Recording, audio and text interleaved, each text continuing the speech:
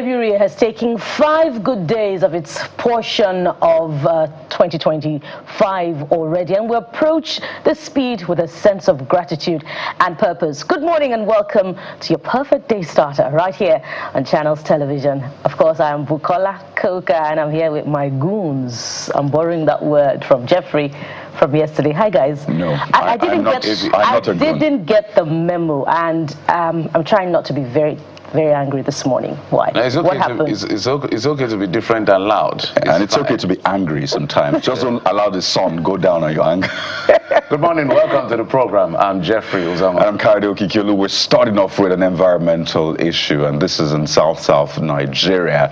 Well, Shell has reported an oil spill in that area after Saver Pit overflows. Now, this is something we have followed time and again, and we know what decades of oil spill has done to that region. The Ogoni cleanup is still on, and some say, will that area ever go back to what it was before? Well, yet again, we have this story to report. Now, this occurred on Tuesday at Galene, Port Harcourt, after the Saver Pit overflowed during flushing operations in the Niger Delta region.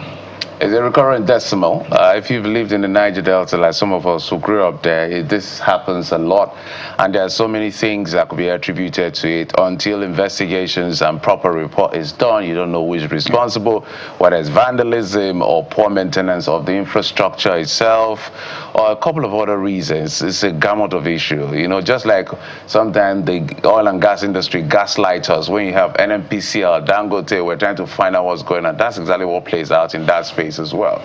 So it's a recurrent decimal. That's why sometimes the Niger Delta people are quite angry when it comes to these things. If you see the level of environmental degradation, some of us were told we had opportunity to live once in a while in the village, and these were places where you were told that you could be cooking because you have streams and all of those places around the houses. You could be cooking in your house. Now, maybe you forgot to buy fish. You could just step out while the food is on fire and just catch whatever you can catch. So when we talk about environmental degradation, I think people who don't live there don't understand. Yeah. So a situation where those kind of places I just described right now are now importing ice fish. Did you see? You get my drift? That irony. Yeah, absolutely. So from just being able to catch fish just around you to importing ice fish. So that same area. And then the farming, all of those places. You need to go to some parts of Ogoni. Some of those places can't be inhabited for a very long time. If you stay there, it's a risk. And it's not just Ogoni land, it's spread across. Just that the Ogoni own is right, it's very loud and all of that. So it's across board. It's part of the hazard that comes with those kinds of businesses. But the problem here is that somebody has to take responsibility. There has to be more action to protect the people and their aquatic life. It's so heartbreaking, Jeffrey, just thinking about it. It's as if, what is supposed to be a blessing, giving in abundance to the people of the Niger Delta and for the benefit of Nigeria as a whole, has now become more of a curse for the people of the community. If you consider that their sources of livelihood have been impacted upon in such a negative way that they're unable to earn, and apart from being unable to earn, reports are to the effect that, the quality of life and, in fact, the average lifespan there has also been negatively impacted. And, this brings to mind, just a few weeks ago, reports by our correspondent in Rivers State of a wellhead leakage belonging to the NNPC that, led to an explosion in Bukuma community, I believe.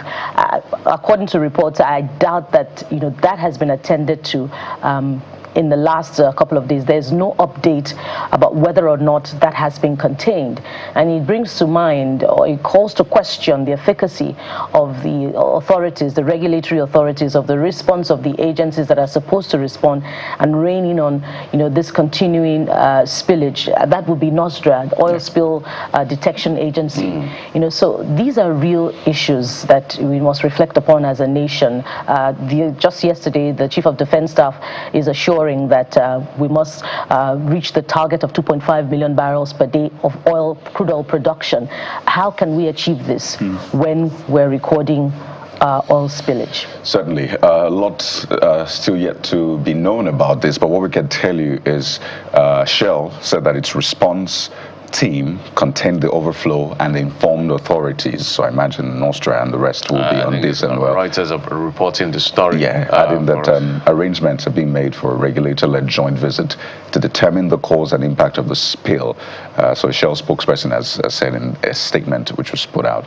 So there you have it. Reuters are reporting that, and we'll definitely be bringing you more updates as the day unfolds. Okay, at the end of the day, this is why the NDDC was actually created. This is the bottom line. So when we see establishment of development agencies, we ask some questions about what is the real reasons. Is it just for, political correctness? This is what the NDDC partly was meant to correct in the Niger Delta region. But we'll follow the story, guys. I'll give you a breakdown as soon as we get them. So what are we doing today? We're touching on politics for starters, right? Yeah. So for today, we head to Kaduna State to find out what exactly is the problem between Governor Ubasani of Kaduna and his predecessor, former Governor Nasir El-Rufai. Is this, reminiscent of what is happening in River State between Governor Fubara and his predecessor, Governor Wike? So what's the backstory? That is, if we ever get it. But we dare to delve into the issues this morning to bring you different shades of opinion as far as this ongoing political feud is concerned. No, this is a joke compared to River State. This is just speaking English and counter English. It's a joke. Compared to River State, there were all kinds of issues. You know the stories. So, well, not to worry. We'll try to get you as much as we can, particularly with a focus on the people at the end of the day. But we'll take to the skies this morning, and safety within the aviation sector has been a big concern, particularly within the past few weeks and months across the world.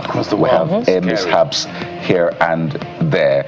So naturally, if you travel by air, or you know people that travel by air, this would concern you. So we'll be analyzing these occurrences and finding out how best we can completely minimize or even eliminate these happenings. They say aviation sector, air travel is the safest in the world, but we need to make it even much more safer.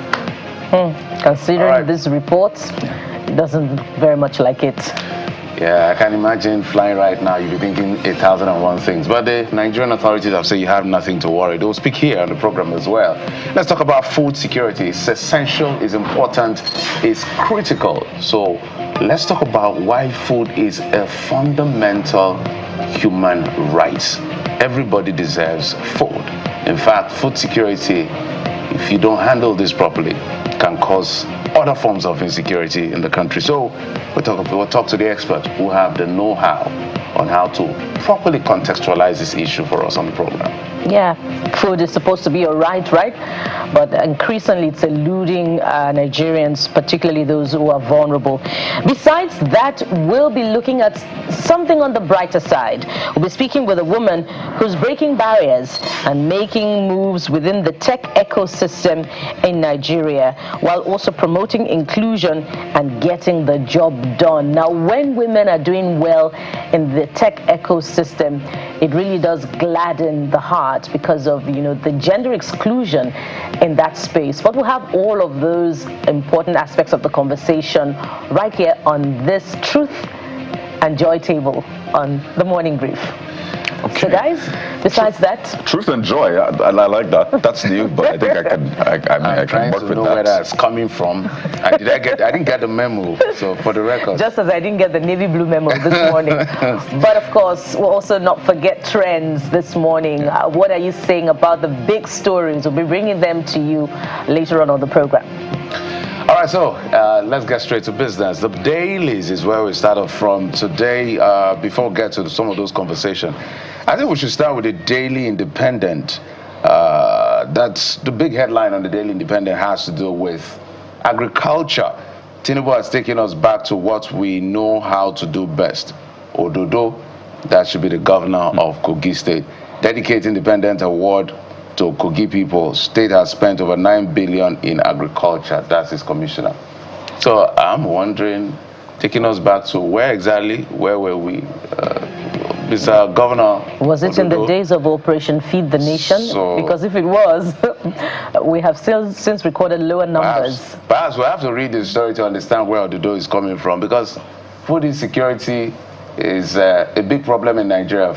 Food inflation is very high. Cost of living is extremely high. People are struggling to survive in Nigeria. So I don't know what Governor Odudo is saying here. So you may have to read the pages of the Daily Independent to find out exactly. But of course, I know a lot of Nigerians would disagree with this one. Yeah. So context is very important because for him personally, I know he was an accountant and auditor. So he said, what we know how to do best. I was thinking, is it accountancy or auditing? I didn't think it was agriculture. But hey, the taste of a pudding, they say, is in the eating. Yeah. If you're in Kogi State, let us know. Are you back to what you know how to do best? And what is that thing that you know how to do best? Take a look at the Nigerian Tribune. The front page of the Nigerian Tribune has something that will cheer pensioners. And this is what you see. FEC approves 758 billion naira to clear pension liabilities. If you see the state of some pensioners in the country, it just leaves too much to be desired. People who have served meritoriously, a lot of them just doing it for the love of the job and the nation, not thinking about, this will happen in the future, but a lot of them living in squalor. So way to go. We've seen the Buhari government also doing something in that light for pensioners. But you see the explainers, OK's 30 million euros concessional loan to support students' housing project, 80 billion naira for reconstruction expansion of Alau Dam in Borno. Remember that dam that broke, and then we had the flood in the state. 126 billion naira for MRI, CT scanners at OAU, others. FG says US-UK patients now seek medical care in Nigeria. Page 4 of the Nigerian Tribune. You know, I like that last line part. It's just that it's not contextualized. Are they seeking healthcare in Nigeria because it's better or it's faster to access? I think the latter is the case here. And, so and should it even be subjected to empirical study I don't even in terms of the numbers that we're actually experiencing? They may be insignificant. No, if it is 2, 3. So the statement is US-UK patients. Anything more than one. If it's 2, it's patients. It's plural. So for context, as if we don't believe our country, I believe I would like to come back as a Nigerian over and over. I will never regret being a Nigerian. But I like people saying the truth and not gaslight me. So as much as possible, let's be clear on that, so that we don't create hope and false hope where there is none. So maybe the Minister of Health and all of that can help us put the data together as to the people that are leaving the country as people that are coming back, so that we can look at data and support this. Well, from what we know that getting healthcare, especially from consultants abroad, is quite tough. So they can stay for months if it's not an emergency. But in Nigeria, you can just walk up to a consultant in hours, you get the person. If you're able to pay well enough. If you're able to pay. Let's just be clear on what this means. So you want a balance of health trade. Yeah. You have balance of trade. Let's know an outflow. And are they approaching public healthcare institutions or private healthcare institutions? You know that increasingly there are some very compelling investments in that space of private healthcare interventions. So if you go to a public health institution, for instance, are you going to get that fast service and affordable healthcare service, that the federal government is talking about? So we should subject it to, empirical study. I won't trust a government study. I would trust an investigative journalist to approach that and give us some interesting data. But guys, there's also another thing that we may be missing here that we should, highlight. 80 billion naira approved for the construction of the Alau Dam. Remember that dam that broke its banks and released water that led to, a flooding, serious issue of flooding in Borno State last year. Now, 80 billion naira is a life-changing sum. I don't know, I'm not an engineer, but I believe that we should take a second look at that and see if indeed 80 billion naira is the right sum for the reconstruction of an already existing dam, not a dam that has already been built from ground up but just needs some form of renovation. And it's also coming at a time when the Minister of Aviation has announced the rainfall prediction for the year 2025, and the south has been predicted to have, some early onset of rains, and there may be flash floods. So this is a good time to also remind the Ministry of Water Resources what is happening to the dredging of the Onyo Dam. We hope that it has gone, to a significant stage such that the people in communities around Ogun State and Lagos are usually affected. Isheri here, for instance, Agility, Mile 12, are not significantly impacted when the rains come again this year. It's a good time to issue that reminder. But what's the next paper saying this morning? Leadership may just be touching on the subject that we'll be expounding upon, and it's this: Ubasani El-Rufai's fight gets messier amid verbal attacks. Of course, this comes on the heels of statements attributed to Governor Ubasani, who said that politicians who are forming coalitions are the same set of politicians that were in the administration last year, and they're not being realistic with the truth. So what exactly is the backstory to all of this? But there's also another story, other subject matters getting our attention on the front page of Leadership newspaper. Poor implementation mars 19-month exercise. That's emergency declaration on food. Government is unserious, says experts. One state government's buy-in. Impact not felt. That's ascribed to an expert. So it's been more than 9 months now since the declaration of a state of emergency in the agriculture sector. So what's the impact? We're not feeling it. And then at the top of that, you find crude price instability threatens Nigeria's 36.35 trillion naira revenue projection. Okay. That's about it from Leadership newspaper.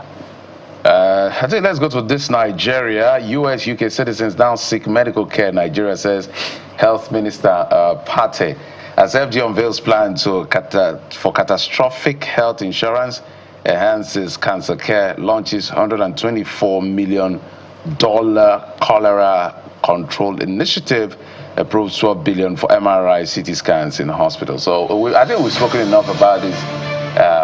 Ali Pate, Minister of Health, Coordinating Minister of Health now, and social welfare. I think it's we've spoken enough about it. Let's have data to support what you're saying. According to Kaide, I like that part. Health. What did you call that thing here? Balance of health trade. Balance of health trade. I'm going to look into that statement. Balance of health trade. So let's be clear on whether it's a quality of service or access to service. So we know what we're celebrating, because I know I spoke to a former military administrator some time ago, because I've always been curious to ask that question, Kaide and Bukola. I was asking him, how do you know when your aides are lying to you? Because I feel, I'm not saying parties lying to the president, so let's be clear. Because I feel that some aides of the president or the leaders of governors, they lie to these people. How does the governor, because how many places can he really be at the same time? What does he really know in terms of everything? He's just one man who listens and is able to make a decision. He will get advice, but decision is up to him. Because I feel that sometimes aides lie to the president or lie to the governor or lie to some of these people. Or just give you selective data. Yeah, just give you selective data. Information. Sorry, because I've even heard a situation where some aides will print special newspapers and headlines and give to that the things are working. And that's why it's important for a president to be expansive, both in enlightenment, in education, and in emotional intelligence. And that's why, during the last administration, there was a lot of disaffection about how a former president would tolerate a lot of non-performing people in his cabinet. So it's important for even, the National Assembly to look into the qualification for eligibility, of the President of the Federal Republic of Nigeria, such that these issues are not of concern as far as the cabinet is concerned, those advisors that surround the president. All right, there's a lot to talk about, guys, but just before we let this go, let's remember that the 758 billion, according to reports, is going to be raised by the DMO through bonds. That's for the pensioner. So we're collecting structured basic. It's a structured basis. I'm sure the pensioners, a lot of them will at least be excited. I'm happy they are being cleared, but we want to say that we're borrowing to clear. So we know where the money's coming from. Yeah, but that's why I use the word structured. There you go. So it's time for you to go out. Government is going to float those. What is Nigeria not borrowing to clear, actually? President Tinubu's address is at the villa. His Minister of Finance is Wale Edu. Cardoso is the central bank. No, we have the revenue component, and then we have a loan component and the revenue component. When we're not able to meet up our obligations with the revenue, we resort to borrowing, and clearly this is one of it. But take a look at Business Day newspaper, the front page.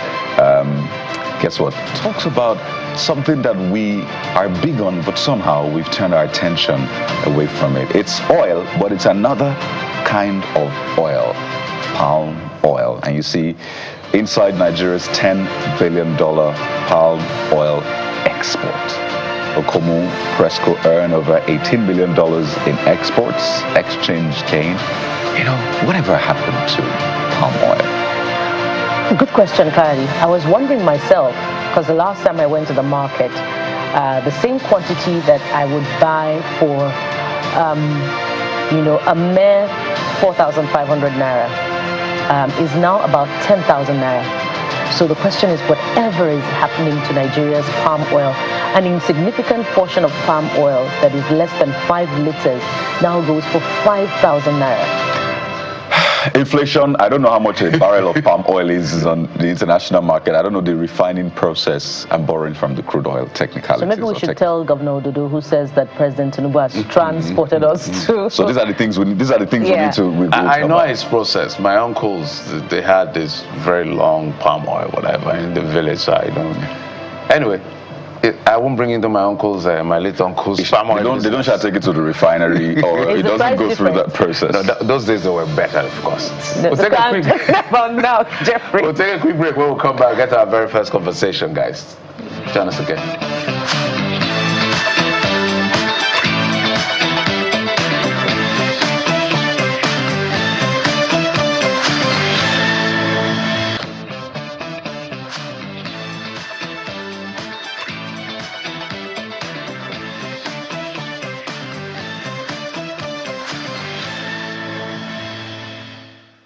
Well, that post on X by former governor of Kaduna State, Nasir El-Rufai, just about this time yesterday, has caused a lot of rippling across not just Kaduna State, but the nation, particularly the political space. And it would seem Governor El-Rufai is not happy about a lot of things, because seeing the words he used to describe Governor Obasanjo, saying embarrassingly and sycophantically rambling, quite strong words. But let's get to the heart of this, because he also talked about what he described as selective reimbursements, interventions, and grants in excess of 150 billion naira given to Kaduna State by President Tinubu's government in the last 18 months. So quite a number of issues to unpack here. And we have joining us on the program this morning, former governorship candidate of the Labour Party in the 2023 elections, is also former president, Southern Kaduna People's Union, joining us via phone in Kaduna. And you can see on your screen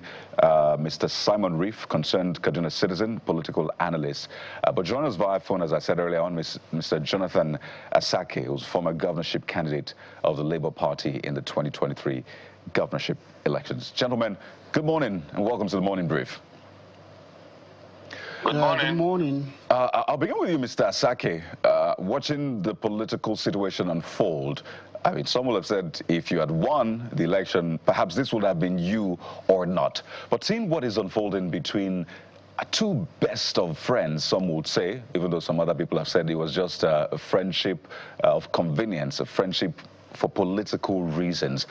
What do you make of this back and forth between Governor Obasanjo, who had taken a swipe to former Governor El-Rufai, and now Governor El-Rufai taking a direct aim at him? What do you make of it, Mr. Asake? What exactly is playing out here that we don't know?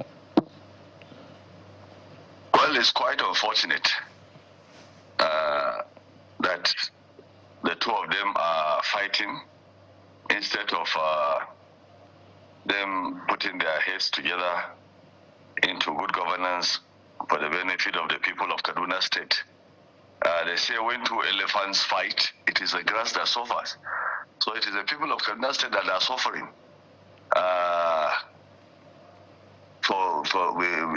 with this their fight, and it's most unfortunate, truly. What I make of this is that it's just a continuation of what we see happening over and over in Nigeria, particularly when a governor takes over from his predecessor. You know, they continue to fight, even if they have been the best of friends, even if they have been bedmates, even if they have previously done things together. You know, they come together. I mean, when one takes over again, they start fighting, and then it's the people that suffer because it obstructs governance. It obstructs good governance, and it stops the people from benefiting from what the very benefits of democracy should be. So it's most unfortunate. Well, you say it's most unfortunate. I wonder if they see it in that light, and more importantly, why is this happening now? Do you think this is build up to 2027? And you talked about the people. So do you think this is something that people should pay attention to? Does this affect governance in your view, Mr. Asake? It affects governance a lot. It affects governance a lot because, and I think it's all about their self-interest. That's all. It is not about the people. It's about their self-interest. If you look back, the present governor who actually complained that his predecessor, Nasiru El-Rufai, accumulated a lot of debt and left it for the state when he took over. You know, if you can recall, when Nasiru El-Rufai first approached the National Assembly to take a loan of $350 million, that whopping amount of money, the senators then, I remember, our then Senator La and Senator Shehu Sani, then and Senator Hunkuyi, they all came together and they said they want to see what he wants to use this money for. And they couldn't get a very good explanation, so they declined. And he couldn't get that loan. Then he went and walked against them and brought in his friend, who is the present governor, and made him the senator. And he facilitated and he got this loan. Then he didn't, maybe he didn't realize that he was coming to take over, and then he started crying that the man left a lot of debt for the state. So that is why the whole thing started. And until today, so looking at it from that angle of this man has accumulated a debt of so billions, you know, he cannot explain 423 billion naira and so on and so forth. It's all about their self-interest. It's not about the people. Thank you, Mr. Sake, for referring to Governor Sani's reference earlier in March that his predecessor, you know, put the state in debt to the tune of over 500 billion naira, I believe. But right after that, in July, the State Assembly also begins a probe of the former governor El-Rufai, accusing him of money laundering and diversion of funds to the tune of 423 billion naira. So when Governor Sani, you know, says to Nigerians now that, oh, all is well between himself and his predecessor, and his relationship with him is cordial, and Kaduna State is more important than himself and former Governor El-Rufai, is he just saying this for the optics and, you know, rather shying away from what is really happening? Mr. Reef, I'm coming to you with that question now. Well, thank you very much for this very question. Now, let me state here that the people of Kaduna State have always prayed the relationship between Governor Obasani and El-Rufai should not be cordial. And that happened less than a year after Obasani succeeded El-Rufai. The truth of the matter is, the 8 years of El-Rufai was years that were harrowing for the people of Kaduna State. Not just for the southern part, but also for the northern part. Everyone was affected. Because in the last 8 years we saw, while El-Rufai held forth in the 8 years, what he was simply engaged in doing was just cartoon, HD drawings. This was what he was doing, painting roads. And at the end of the day, we saw what we saw. Now, looking at so much money he got in terms of loans and all other things, you discover that no government would have survived without taking into cognizance what happened in the last 8 years. Obasanjo, of course, was a friend of El-Rufai. Like Asake said, of course, we knew what happened. But at the end of the day, when you are at the helms of affairs, you look at things critically. You review situation, and you try to see what can you do to ensure that you put things right. Obasanjo did not shy from that responsibility. And he approached the federal government. And that is why when El-Rufai is saying that he knows that the support of Obasanjo to President Tinubu is conditional, and that the man has given an intervention of over 150 billion. Well, I praise the president for doing that, because without that intervention, Kaduna will have been thrown into a fathomless pit of financial paucity. Now, with that thing over, whatever happens is that what happened is not, Obasanjo has stood for the people. He's standing for the people. Because the people of Kaduna State have suffered in the last 8 years. What we had was to have a managed media reportage that unveiled El-Rufai as somebody that was working. Mr. Reef, pardon me. In the media, can you hear me? If I may come in there, I hear you. If you say that Mr. Governor Obasanjo is standing for the people, are you taking into cognizance all of the details of the background to these series of events? Because if Governor Obasanjo says that Governor El-Rufai plunged the state into debt, he was also a member of the administration during the first term of Governor Nasir El-Rufai. He was, in fact, appointed by the governor as the special advisor on political and intergovernmental affairs. So shouldn't he take some responsibility for whatever state of affairs the administration of Governor El-Rufai left Kaduna in? Let me tell you, politics is politics. If you want to get into the governorship, you want to get to a political position, you need to support the man in power, whether you like it or not. He has worked his way to the government house, and he has discovered that what he has seen on the books is not something that is defensible. So he's coming out. He's coming out. And again, we've seen the State House of Assembly coming out to institute an investigation that has clearly shown that the 8 years of the El-Rufai administration were made in financial malfeasance. So if you cannot accuse, of course, Obasanjo may be part of it, but if he's part of it, he cannot simply sit down and keep quiet and see the people of Kaduna State and see the state going down. And that is why he has gone all out. If he had approached the president for intervention, there is nothing wrong with it. All right, Mr. Reef, I don't see anything wrong with it. Let's take it to Mr. Asake on this particular one. The core, I want us to stay and try and the merit of the issue has to do with governance and how finances are managed. I saw a statement credited to some of the persons who served in the El-Rufai administration within the time he was governor, and they said some of the loans that the current administration had claimed were being secured by the El-Rufai administration. Yes, he negotiated some of those loans, but there were no disbursement as at the material time.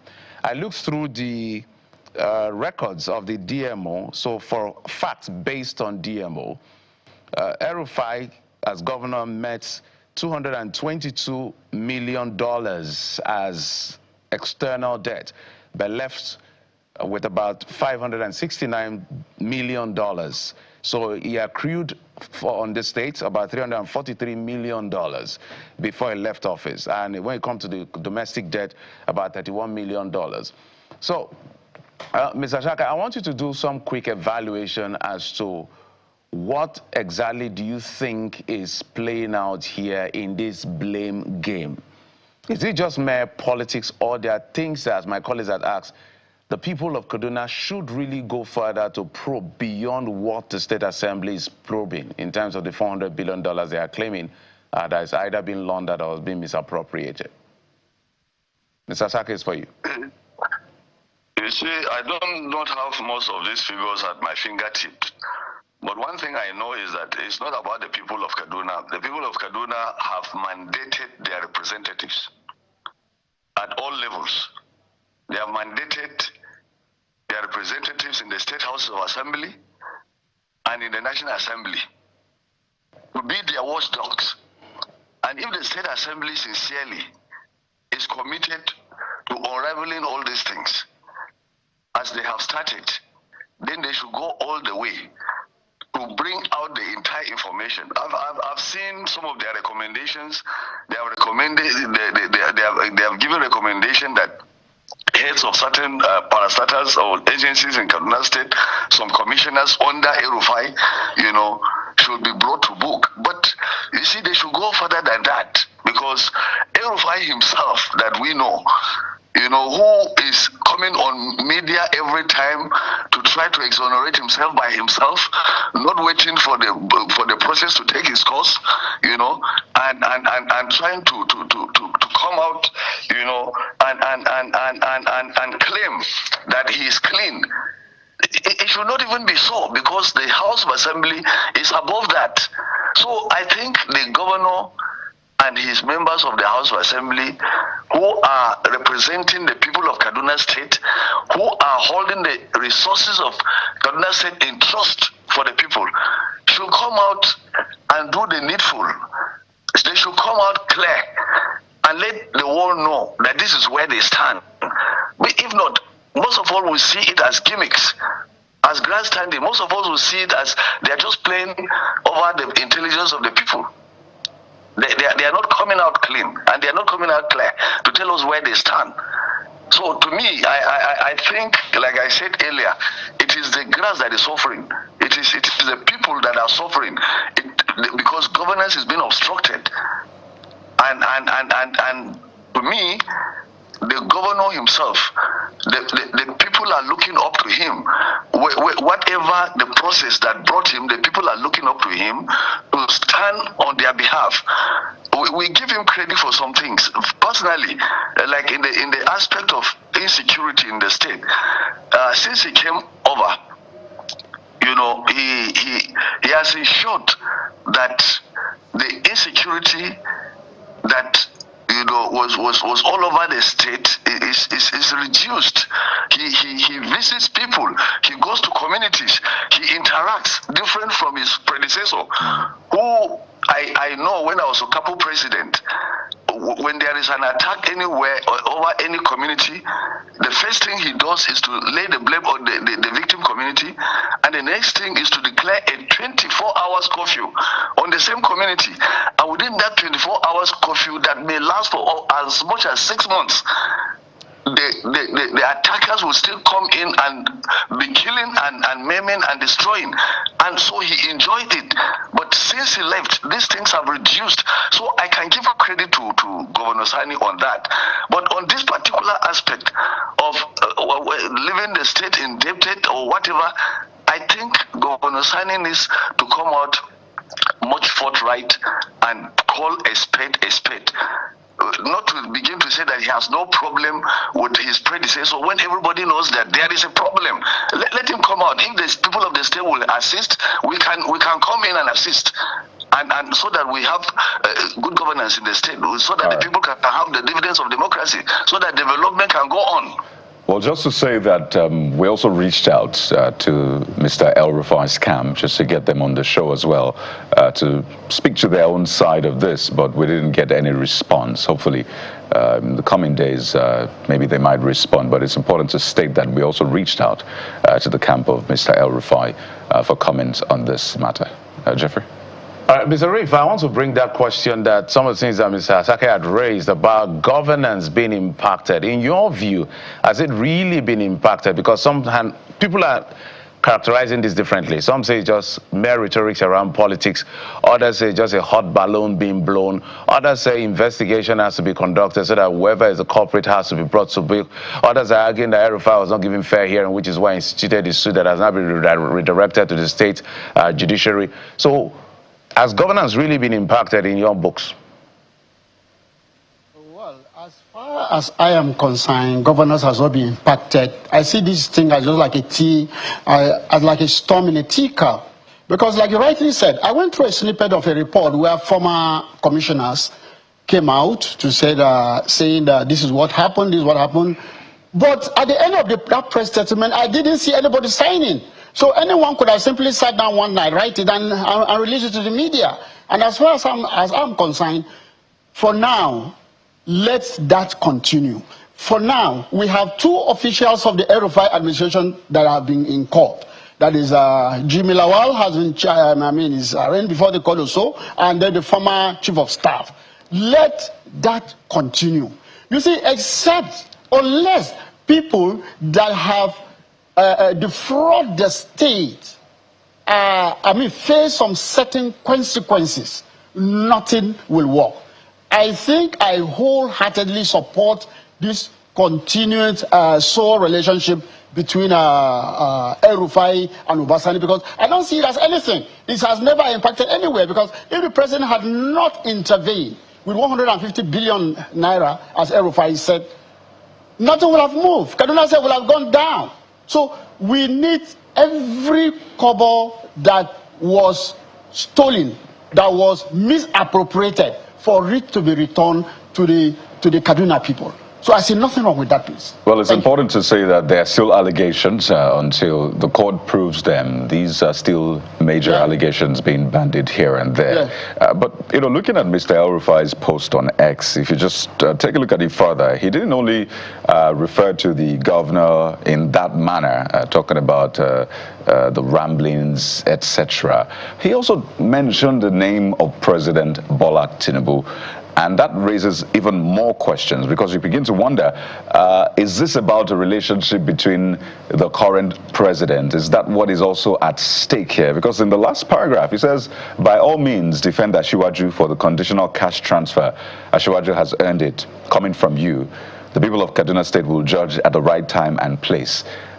So do you think that this also has anything to do with the relationship with President Bola Tinubu? Is this what is really at stake here? Because it says 150 billion naira have been given selectively to Kaduna.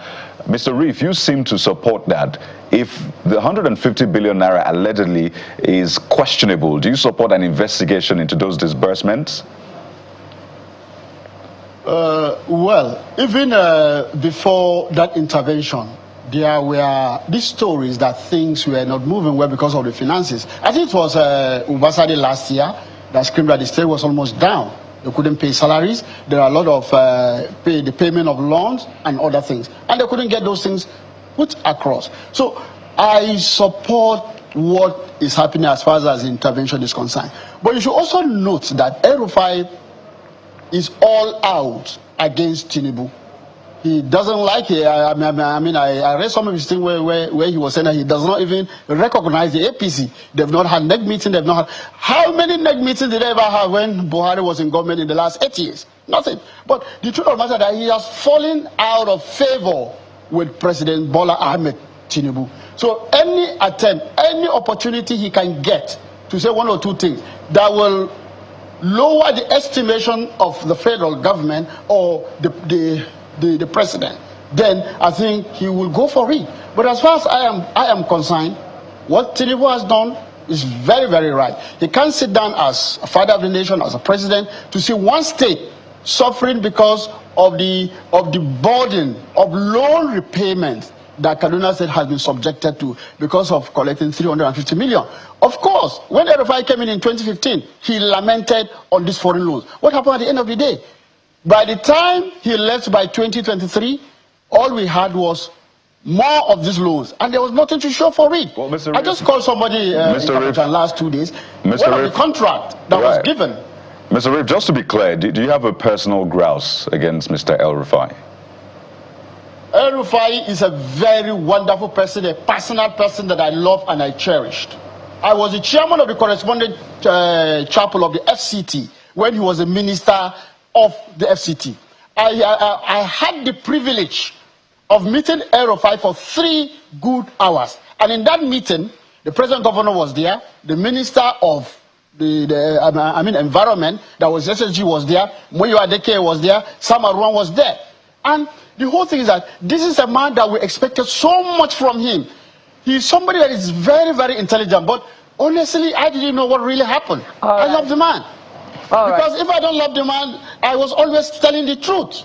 Because when you stand for the truth, people will think you have something personal. No, you don't. Mr. Reeve, it appears as if that love seems to have waned now, and you may be towing the path of those who believe that, you know, the ramblings, borrowing the words of the former governor now, you know, are that of a man who didn't get a ministerial slot in this administration. So if we consider that alongside, you know, the words of, you know, the analysis of Mr. Saki, that the audit should be carried out, you know, for both sides of the divide, for the Ubasani government and indeed the El-Rufai government, who do you perceive to be an independent party? I'm coming to you now, Mr. Saki, that will carry out this intervention that will broker up peace, a truce between both parties, particularly if we were to draw parallels from what happened in Rivers State, where the political intervention didn't seem to work. Mr. Saki. Please come again. So if we were to draw parallels from what happened in Rivers State, where the political intervention brokered by Mr. President didn't seem to work, and here we are in Rivers State with the continuing challenge between the former governor and his successor in office, who do you perceive to, you know, broker the truce between Governor Ubasani and his successor, Governor El-Rufai? Well, I wouldn't know, but from the two personalities, I know that Ubasani, even as a sitting governor, can yield to anybody that is respected to broker that truce. But looking at El-Rufai on the other side, the way I know him and the way many of Nigerians know him, the man that is full of ego, who just before his exit from the governor's office, you know, said that to him, there are no leaders. I mean, there are no elders in the north. That they are the elders. So to him, he doesn't recognize anybody. So the man is full of ego. So I don't think there's anything that can be done to bring El-Rufai to the table, except if that which is defined along his own thinking and along his own interest and along his own overblown ego. So if you are talking of El-Rufai, truly, to me, as a person who served as the Southern Kaduna People's Union president when he was governor, I don't want to recall those days. I don't want to recall those days again. So, to me, I don't think El-Rufai will even agree to come and sit down and be reconciled with the governor, because he knows if that is done, the people of Kaduna State will have better governance. So he wants to overheat the system so that the same hell that the people went through during his time will continue under this governor. And he's not seeing that thing happening. That is why he's ranting everywhere. And I don't think he can get it. Well, Mr. So I advise that the governor should continue to do what he is doing for the people of Kaduna State. Let him be a statesman. Let him look at all the areas that we pointed out as the shortcomings of El-Rufai and correct on them. Number one is appointment of the people of the state into political offices, and let him have fairness and justice and balance. We have to anchor at this point, Mr. Saki.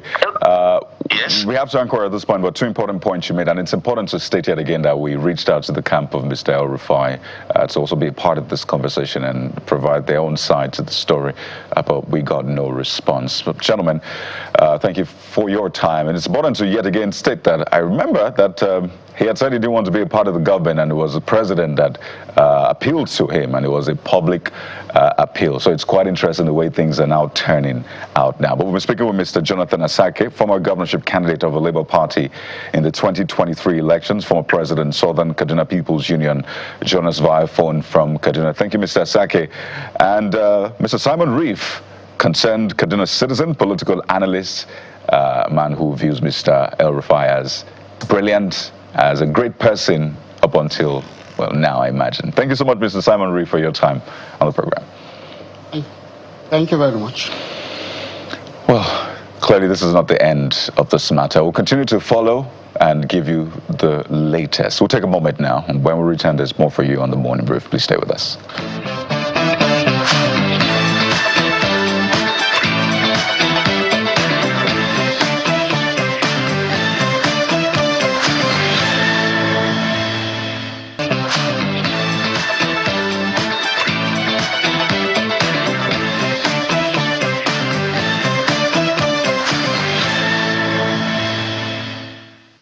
Welcome back. It's now time to, switch our attention to the issues around the aviation sector. It's quite a critical sector. It's the safest means of transportation, the operators have always said, given the number of casualty and fatalities when it comes to crashes compared to road and other forms of transportation. But we've seen so many things happening in the world recently, from what happened on that plane heading to South Korea in Seoul, what happened in D.C., with that mid-air collision, and not too long after that we saw what happened as well in another city in America, and then coming back home. The latest one has to do with the United Airlines having to return back to Nigeria because of the incident. They had to dip 3 times as they were heading to the U.S., had to come back to Nigeria, and it was a very scary situation. We can go on and on. We have some form of a list that captured the fact that in 2023 and 2024 alone, apiece, maybe about 5 to 6 air-related incident crashes or something blowing up. So you can see the list there. May 7, 2023, Max Airline losing some tires during landing. August the 1st, 2023, aircraft crashes in our background here in Lagos. Another one, Aero aircraft crash lands in Ibadan sometime in November 2023. So we can go on and on with the list. We also have a list. So we're going to be showing this list as we have the conversation from 2023 to 2024. And that will lead me to my very first question with our guest. Joining us on the program is the Director General, Nigeria Safety Investigation Bureau, Captain Alex Bade Jr. Captain, thank you so much for coming on the program. Thank you for having me, Patrick. Captain, let's begin with a bit of, would I say, confidence building, because we just reeled out 2 years apiece where we have about incidents that we could count up to more than 10. If you add 2025, just slightly above that. So the first natural question I want to find out from you, as somebody who investigates all of this, the airspace of Nigeria, is it safe? Yes, I can confidently say our airspace is safe. With all of these numbers that we're seeing and what is going on in the world, do you feel it's safe? Yes, it's safe. I can see how it could be disconcerting with the increase in or uptick in incidents. And unfortunately, it just so happened that, between December and now, there's just been a rash of crashes. When it rains, it pours, they say. But I'm still confident that aviation and our airspace in Nigeria, by and large, is fairly safe. As you've seen, with all the incidents we've had here, there's been no major loss of life, barring the helicopter crash in Bonny last year. We aim for 0 fatalities, or we aim to get to our destination safely, but occasionally these things happen.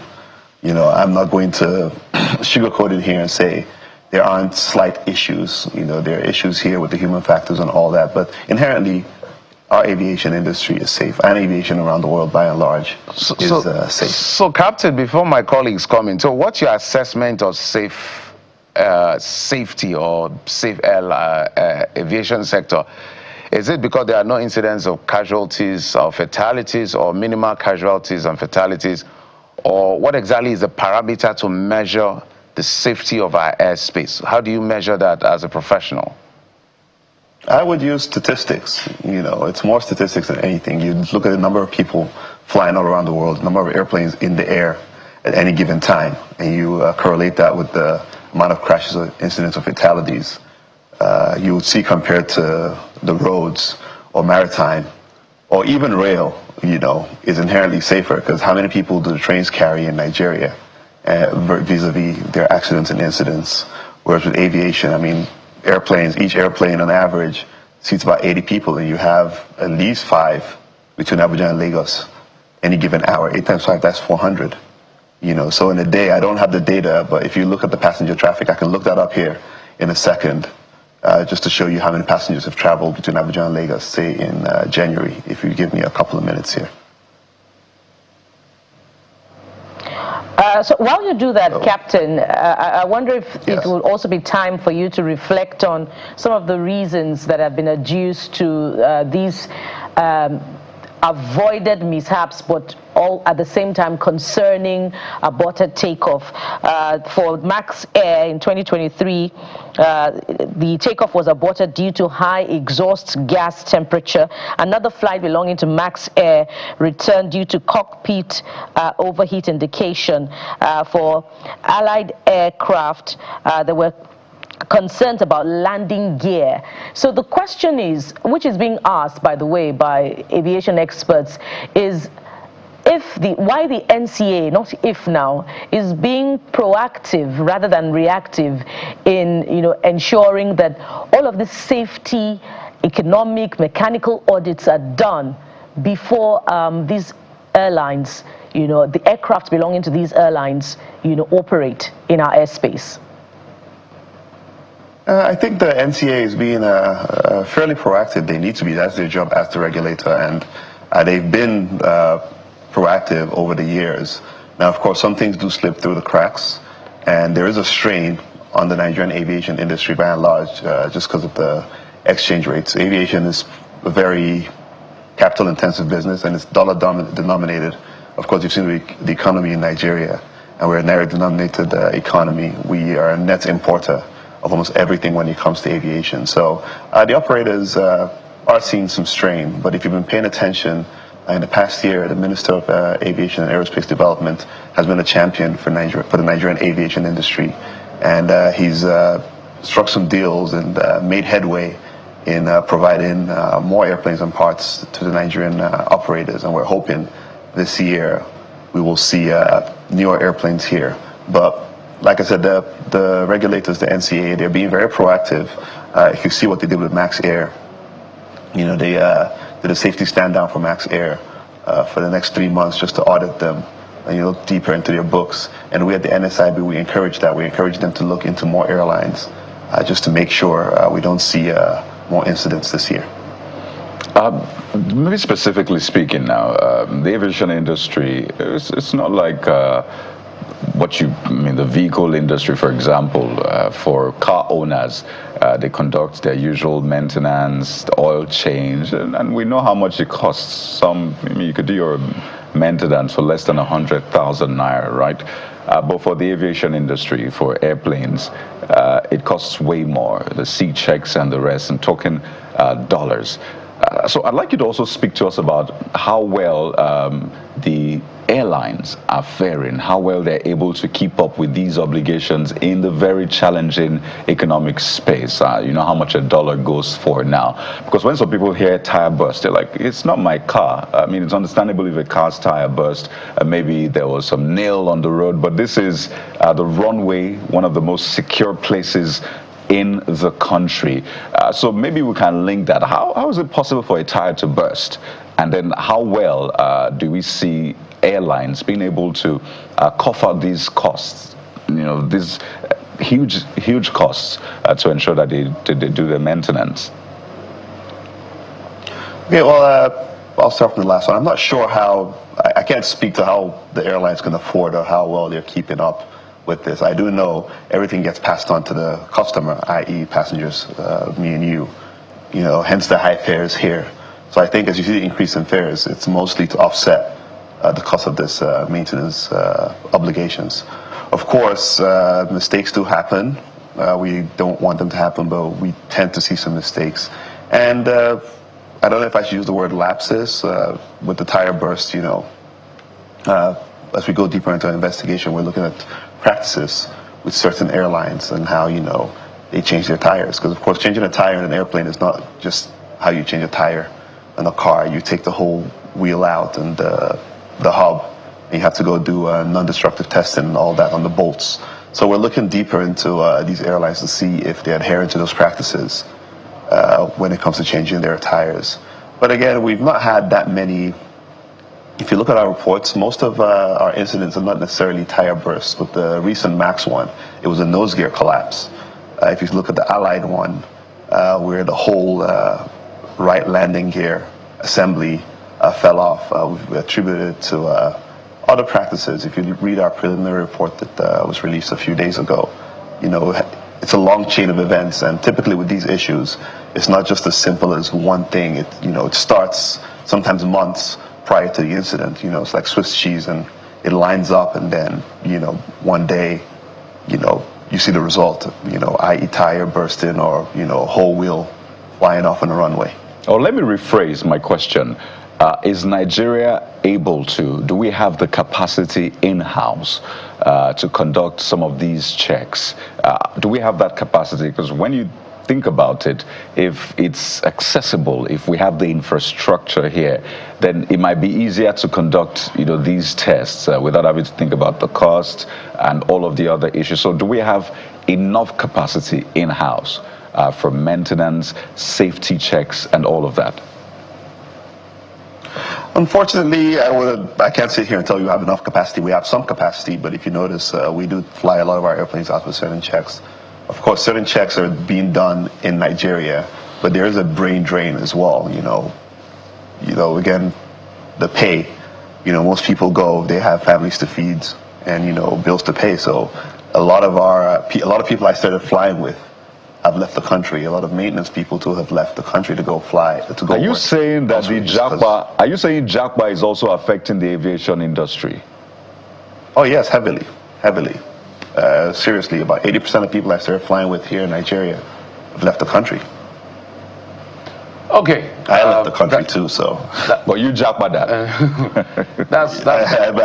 I re-JACBA back to Nigeria, so. So thank God you came back, and at least we have this now. JACBA is not just the health sector. The health sector seems to be the loudest. Now the captains and those in the aviation sector also affected. But I'm looking at the record of, say, MAX Airline.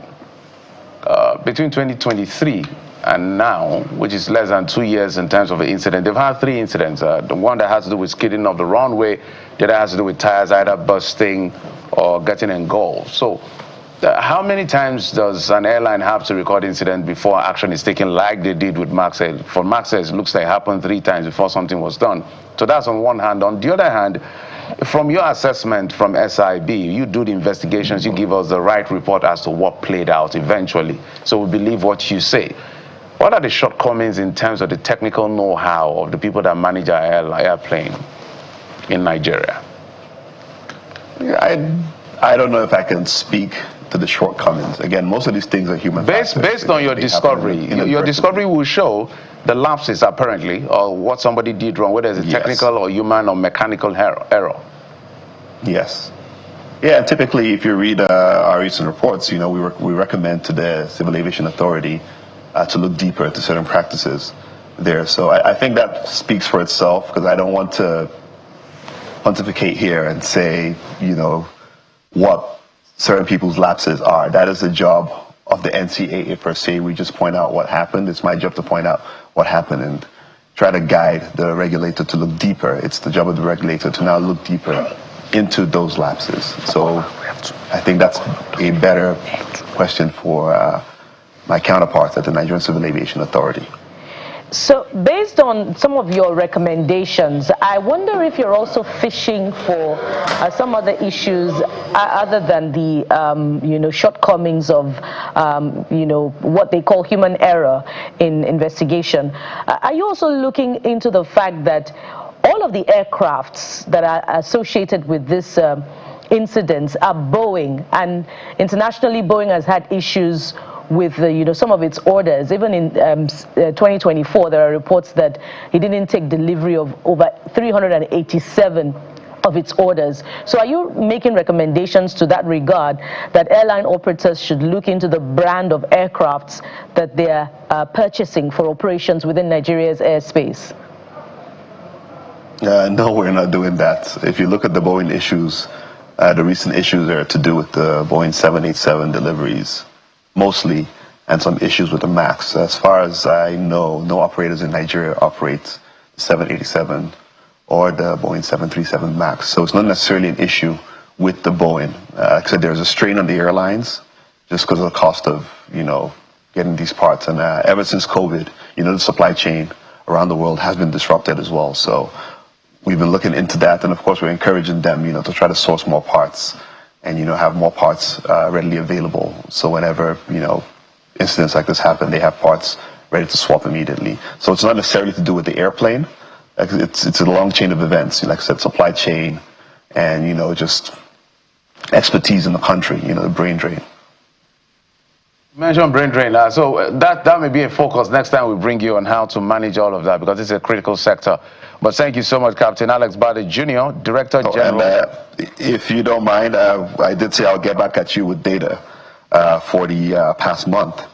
And I have top airline Airpeace here who flew 38,983 passengers here in the past 7 days, actually. And next was A-Bomb Air, 10,200, Aero, 7,300, Arik, 6,600. So, you see it's a large number. And, we know January or the past early in this year is a slow month. But if you look at this, 79,000 passengers in 7 days. You multiply that by 4. It's shy of 80. So 80 by 4 is, 320,000 passengers a month. And it peaks, it ebbs and flows. So you'll see that aviation is inherently safe just with the amount of passengers flown compared to maritime or cars. So I hope that answers your first question about the safety of aviation in Nigeria. Well, it went a long way. I don't know whether it answered it perfectly, but at least you gave us data. We can only rely on data. Captain Alex Bade, data is key. You can't dispute data. Yes. But we hope our airlines continue to remain safe. That's why we're having this conversation. We'll continue to encourage them and try to put publicize our reports. Again, we encourage them to look at our safety recommendations and implement them. That's the only way to improve safety in the Nigerian aviation industry. And of course, inspire confidence in our passengers as well. So we encourage the regulators and the operators to look into those safety recommendations that the NSIB has put out. In the past 4 years, we've put out numerous safety recommendations, and sadly, only a handful have been implemented. So we encourage operators and regulators to look into that as well. Thank you so much, Captain Alex Bade Jr., Director General, Nigeria Safety Investigation Bureau. Thank you for your time. We appreciate it. Thank you, Patrick. And we'll take a quick break. When we come back, it's going to be time for us to talk about food security. What is going on with that? Because food is a fundamental right for all of us. Join us again.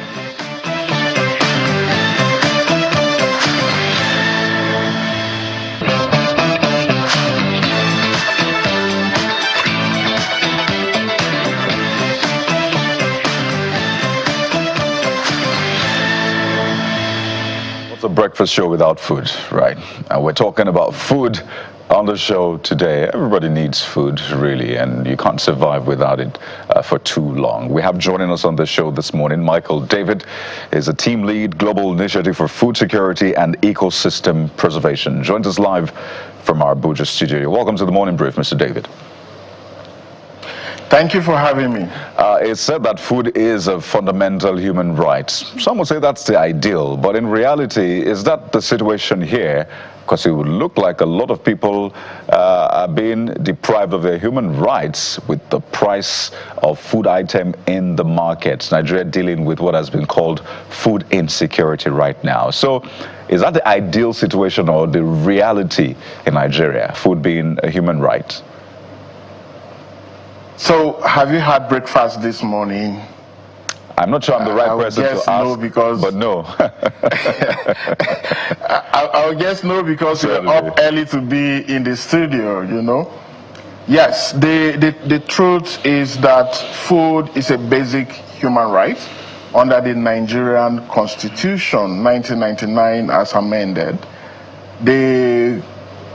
There was an alteration of the Constitution in 2023 that includes food as a basic human right. That is, food and food security as a right in Nigeria. And we have that under the Right to Food Act 2023. Now, unfortunately, I will say that the Right to Food Act has not been implemented. And you ask yourself the question, are Nigerians hungry? Yes. The Right to Food Act explicitly states that government must develop strategies that guarantee accessibility of food, availability of food, and affordability of food. Now the question is, do we have all of this as currently is? Considering the number of Nigerians that are hungry, considering the number of malnourished children, looking at the statistics, we know what is happening with poverty and hunger across the country.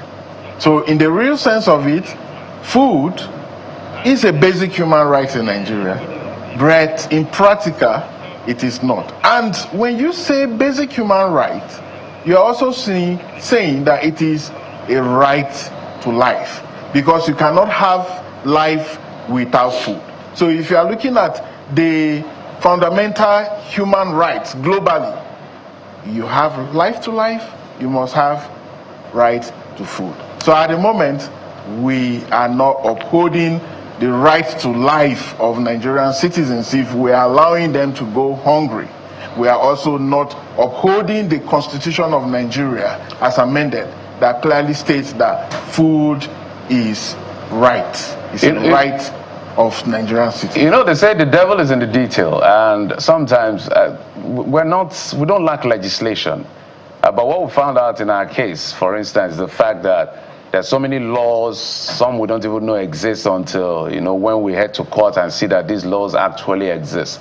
So in your view, as somebody who is very interested and passionate about the sector, how best can this be implemented? Because in reality, for instance, now, food inflation is pretty high, cost of living is pretty high, you can go on and on. It's like a broken record. We'll say this and over again. We keep repeating it so that we create awareness on the minds of the policymakers that what you're doing is not working. So how best should they go about it? I mean, the president was elected and he was sworn in to uphold the Constitution of Nigeria. It's same for the governors as well. They were sworn in to uphold the Constitution. And if you have a portion of the Constitution that guarantees the right of food to Nigerians and you are not implementing it, then you should be held accountable. And that's exactly what we are talking about. We have a lot of these policies, right? From Green Revolution, Operation Feed Yourselves, and all of those policies. But the implementation has always been an issue. But to make it work is why this was inserted into the Constitution, to make it a law that guarantees food for Nigerians. Not just food, good food, as you can see. So what we are saying is that if we have this in the Constitution, the citizens themselves have to hold government accountable. And when I say government here, I'm not just referring to the federal government, because the state governors also own a responsibility to ensure that their citizens and everyone within their state have the right to food. I mean, where are the people? The people are all in the states, right? Where is the land? The land is in the state. Where are the farmers? They are in the state. So the question is, how much was budgeted for agriculture across the state? At the federal level, what is the budget of the Federal Ministry of Agriculture? For me, I think that the federal should even be concerned more with policies that ensure that you are protecting Nigerians from exploitation as currently is, because this is also contained in that section of the Constitution that says that no businesses, no individual should undermine the food security of Nigerians. Therefore, our budget should correspond with what is going on with the current food inflation. Is that the case? We have about 600 billion naira, the Federal Ministry of Food and of agriculture and food security. How about the states? But this is a far cry when you look at the population of Nigeria, 230 million people. Are we able to feed ourselves? I mean, Nigeria is a party to the Malabo Declaration. And the Malabo Declaration states that all African states should budget at least 10% of their annual budgets on food and agriculture. Because when you look at all the issues we have, the national security issues, you will agree with me that food is also a national security issue. And that's why we must take it seriously. I mean, no Nigerian, and I repeat that no Nigerian should go to bed hungry. No Nigerian should be on the street holding plates and begging. So, Mr. David, we can fix it, because we have the arable land, we have the human resources, the farmers are there. All that we need is to invest and invest rightly. So, and Mr. not David, this kind of food sharing and some of these other things we do. So while we await the legislation that will guarantee food as a right for every Nigerian, it would seem like there isn't a paucity of policies as far as agricultural development is concerned. Distribution of 1,000 tractors by Mr. President, a distribution of tractors by some state governments, the policy on agricultural extension services is also there. So with all of these, what would you say is missing as where the direction of the conversation should be headed, such that we can have an abundance and affordability of food? It is the implementation of some of these policies of government. But let me say that the Right to Food Act is already a law in Nigeria. It was passed into law in 2023, and the former President Buhari signed it on the 3rd of March 2023. So it's already a law. It is not, it is not a bill in the National Assembly. So all that it is waiting is the full and holistic implementation. When the president came and declared the state of emergency on food security, we were expecting, some of us were expecting a strategy, that will ensure that food security is the main thing, the main focus of the government, because it takes care of many other things. But as it is, there are policies here and there, but the implementation is the problem. And that's why we are saying that this law holds government accountable, because it's now a law in the country. So if you were elected to hold the law and you are not able to, then questions should be asked about how you are performing, how you are able to ensure that Nigerians, have adequate food to eat. But going further into your question, I think that we need to support our smallholder farmers the more. I think that is the immediate action that needs to be taken. I mean, the smallholder farmers feed the nation. That is a fact, scientifically proven. The big commercial farmers will always produce for export. I mean, why is Gari so expensive right now? Why is the common fufu so expensive? Because the commercial farmers, are producing, all the cassava is going to the production of ethanol and no more Gari, which should be used for consumption. That is the food of the common man that is no longer at the reach of the common man. So what we are saying is, you must implement the Right to Food Act as contained in the Constitution and develop the right strategies. I mean, there are so many policies, but I will always focus my attention to the state governors, because that is where the land is. We shouldn't so much be focused on the federal. I mean, what again is the budget of the states to food? And those few states are taking steps. A state like Lagos, with the subsidy they provide for some commodities for people with that huge population, is a good step. The cold chains they have in Lagos, which also helps to reduce the food waste that we have in the country, is a good step. How about the other states? I think it's important. What are they really doing? I think it's important to operationalize these things. Declaring a state of emergency is not enough, and it bothers me when you look at the GDP, for example, you see agriculture contributes the most, but now rebasing it, real estate is coming up.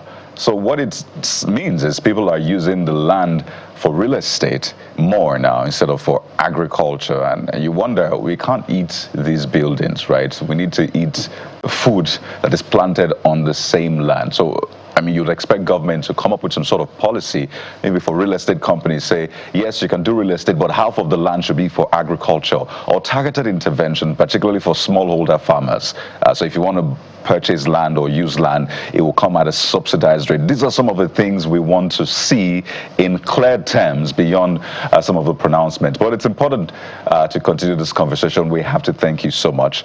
Team Lead Global Initiative for Food Security and Ecosystem Preservation, Mr. Michael David. Thank you so much for your time. Yes, I will eat my breakfast eventually, and I hope you get yours too. Thank you for having me, and thank you for being a voice for food. Thank you. I mean, if we don't speak for food, who will? Well, food is one way or the other. We'll take a quick moment now. When we return, we have a phenomenal woman joining us. She's in the tech space doing some great stuff. Join us again.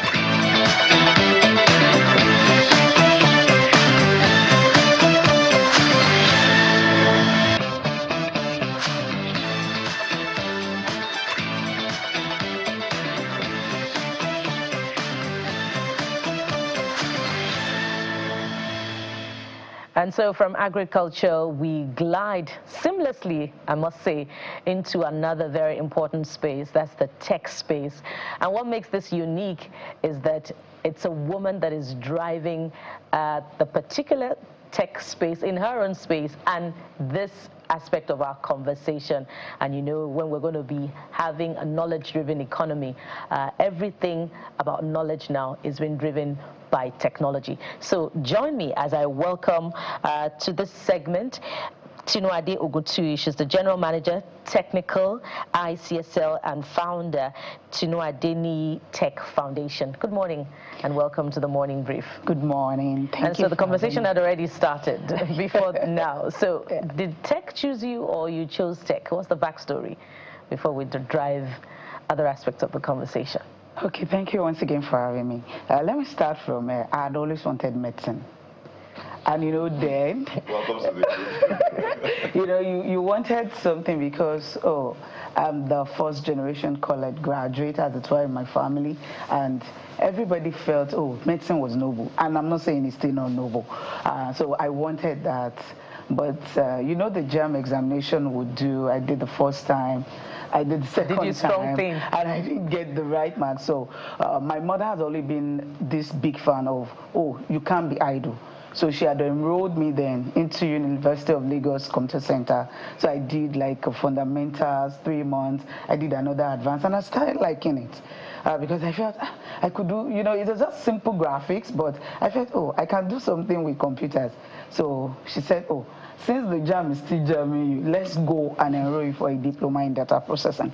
So that year, 1999, I remember, she enrolled. Of course, even there's a story to that. It wasn't an easy one because the admissions are closed, all of that. She's like, please, I want her to do something. Then I think a very respectable person wanted his 2 sons in, and they brought me into the, this woman has been here and all that.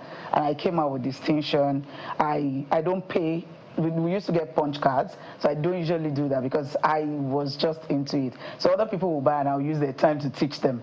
So I just loved it. So when I did my intern at ASCON, that's Administrative Staff College of Nigeria in Badagry, so then I knew medicine, you can say by now I'm going for this. Though for my diploma project, I still wrote on medicine. I did simple diagnosis where there is no doctor. Because I still had passion for medicine. So, of course, right after my diploma, I changed that now I'm going for computer science. So we can say confidently that you found your true love in tech. Yes. And you're doing amazing things from what we gather in information and in connectivity. Yes. So give us a vivid description about how you're driving change with these specific aspects of tech. Okay, I think the first thing for me would be representation. So a long time ago, and I read the statistics that women don't stay up to a decade in tech profession. I know then I started looking at it from my intern days. I had a lot of delay, even from school, because we didn't go for service on time and all that. And I'm like, I will be able to do this. I love this thing. So whatever is the thing that do not make people stay up to 10 years will not stop me. I think it started from there. Then another thing is when I got into the proper work, and I saw that every other woman that were in the company were leading other things like sales, marketing, HR, but not the core tech.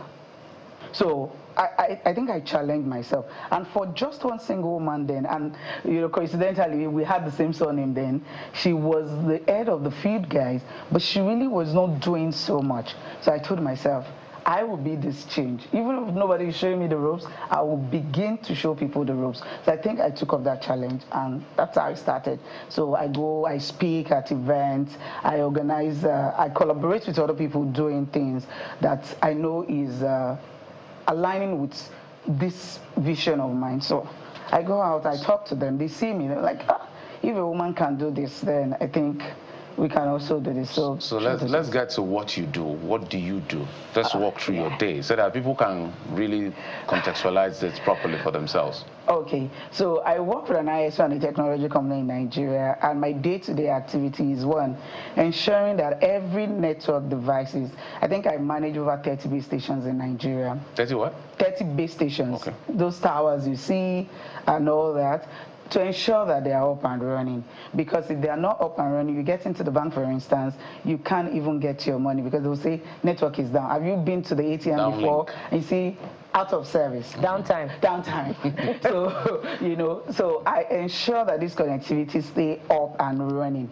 Up and running means that it's optimal, because for us, up is not optimal.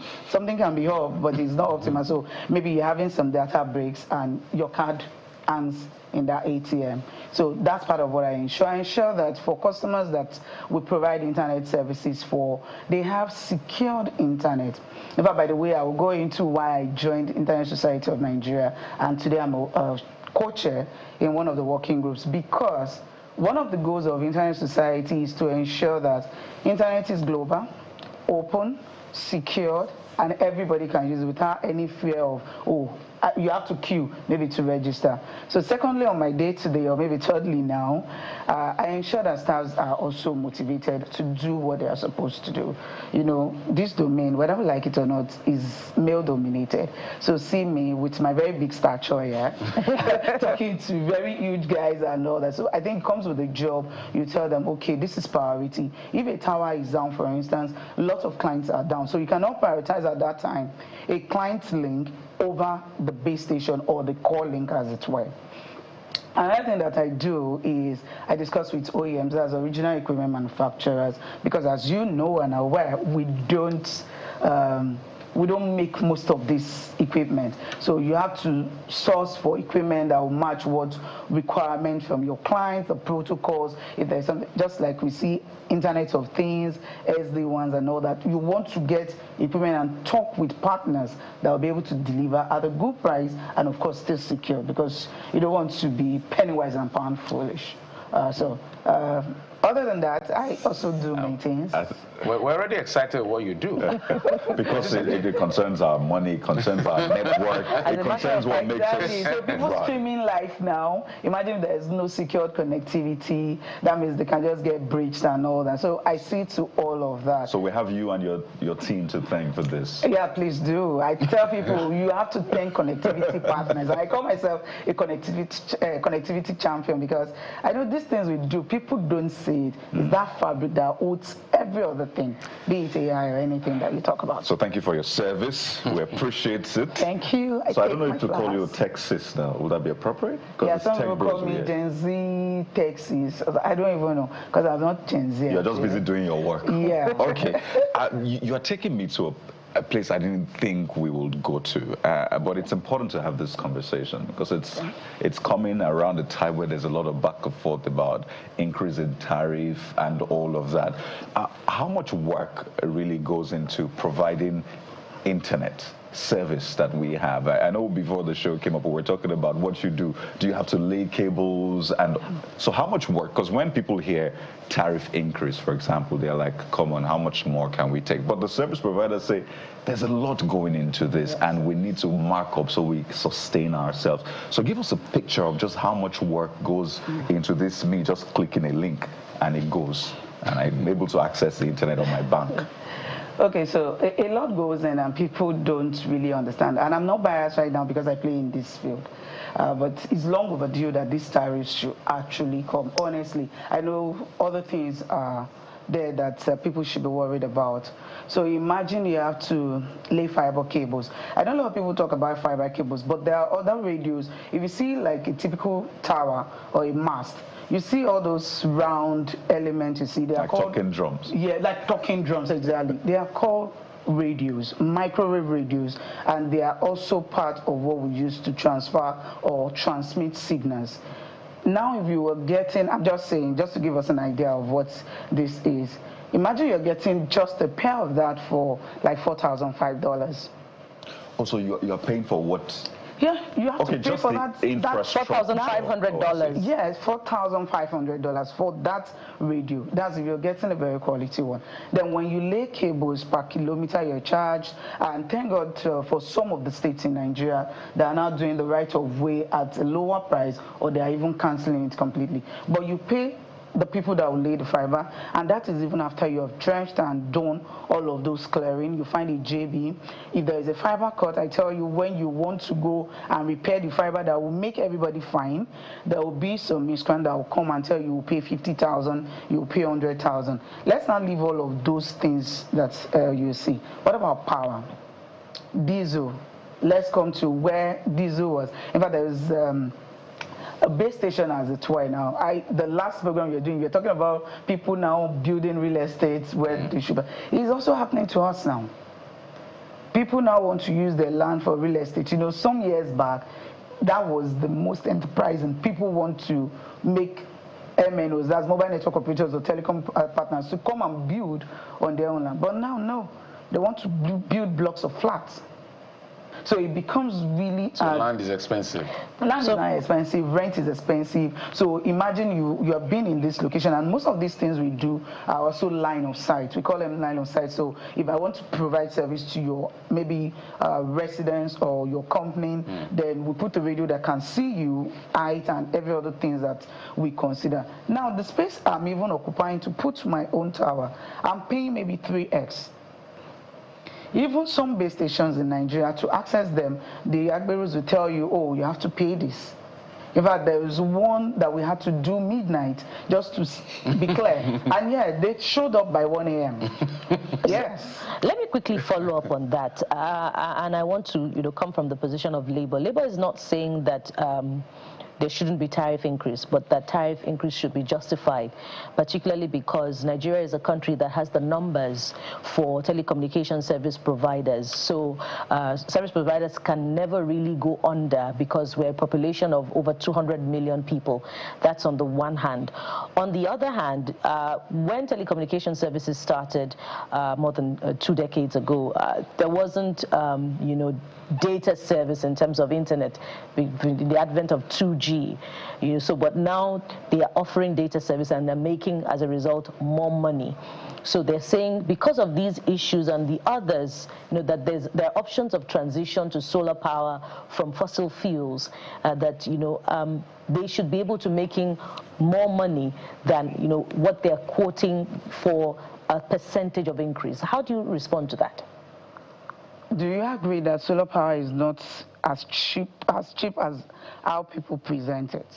It's something that is over time that you begin to get gains. But when you want to install a proper solar power that can power your vessel, if you come into a typical comms room, we call it comms room, which is like a communications room, you have maybe like 4 air conditioners running, because this equipment generates a lot of heat. And of course, they have their inbuilt fans, but you still have to put that. You know that ACs, of course, they consume a lot of power. So the solar you're building for maybe your regular home is completely different from what you want to build for for like a base station. Not even to talk of rural communities that they are completely off-grid, and we have to build solar panels and all of that to even power these things. Now let's talk about Forex. When I joined the telecoms business, I think then dollar was just 150 naira to good old dollar. days. Do you understand? And you sign agreements maybe 2 years, 3 years, or 10 years. But as we stand today, how much is it? And I've just told us on this show now that most of the things we use, we don't produce here. It's times 10. So if I bought 1 million maybe 4 or 5 years ago, be sure I'm paying maybe 5 million for it. Okay. Times 10. Actually. We have subscriptions, we have software licenses, and we still pay this in dollars. All right. So you see that challenge of procurements in foreign currency and generating revenue in naira. Exactly. I can see the difference. But let's leave the tariff issue to what the young girls can learn from you, which is what I've been processing since. You saw a challenge, you saw a gap, you went after it. So if you were to speak to young girls who, as you say, it's a male-dominated space, women are a lot more detailed and attentive comparatively when it comes to some things. So if you want to walk a girl through this process, so say, come into this space, it's viable, it's going to work for you, what are you going to tell the person? Okay, first I'm going to tell them that your brain is not any way different from that of a boy. Okay, that's first You shot do fired. yourself a disservice if you think there is no space for you. Just look at it like a puzzle. You have different pieces, everything coming together. You can be part of it and you make it a very big picture.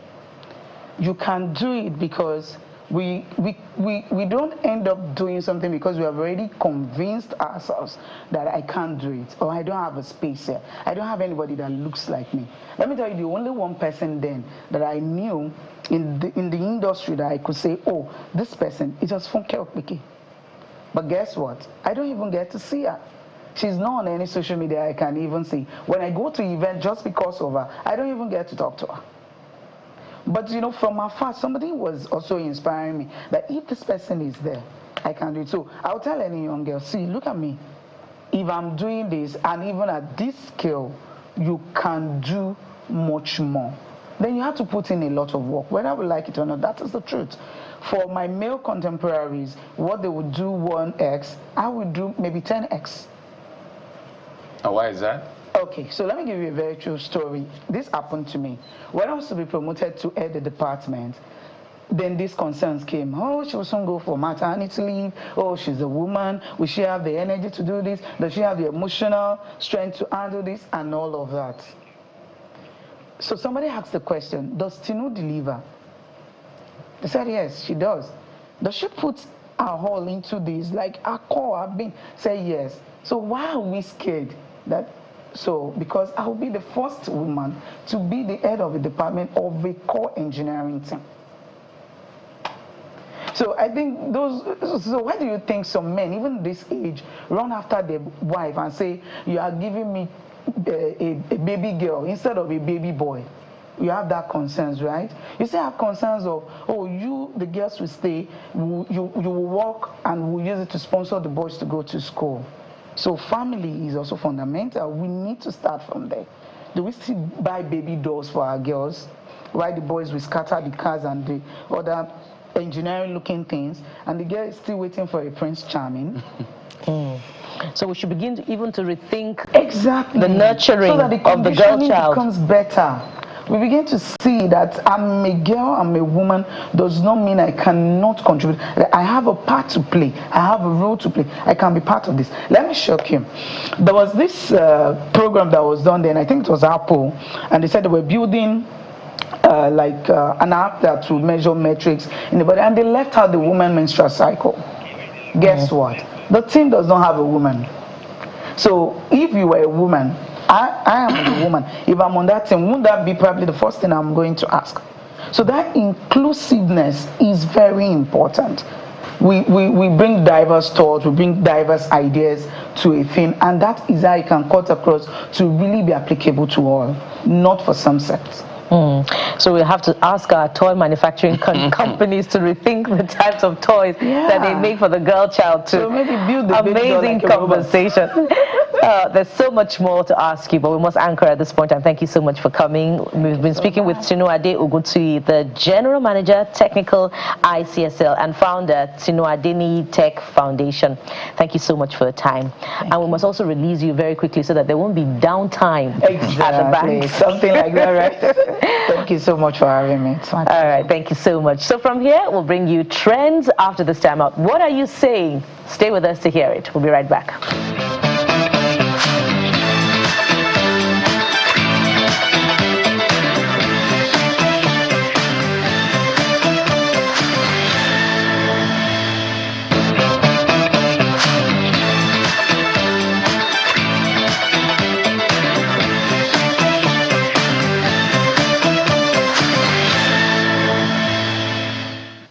All right, welcome back. Let's bring you up to speed with the things we've been tracking on X.